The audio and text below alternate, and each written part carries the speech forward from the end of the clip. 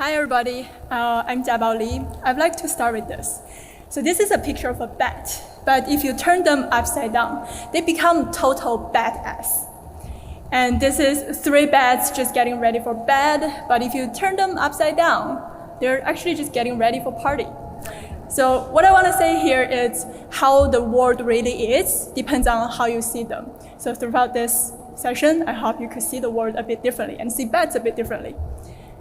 I create with more than humans, and why this is important because every 9 minutes, one species on this planet disappears forever.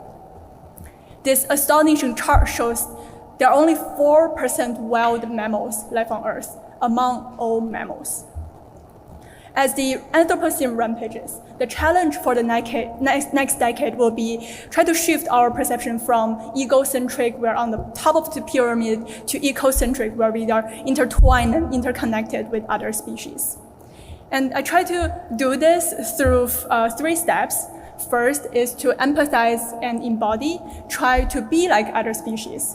And second is to speak up for them, think about what their needs, and maybe it's with manifestos. And the third one is to create with 4 more than humans. And I will give one example of my work about each of them. There are more, but time limit, so 1 for each. So the first one is to empathize and embody. Maybe we could turn the audio a bit down a bit. Yeah, and this is Nocturnal Fugue. I will perform this tomorrow at Deep Space 8K, mark your calendar. So here it's inspired by Thomas Nagel's philosophical inquiry, what is it like to be a bat? Can we truly understand the being of another species? So with the help of AI, researchers found that bats have complex language, and just like human baby talk, when we talk to baby, we're like, oh baby, you're so cute. Bat has a similar tone when mom bat talk to baby bat.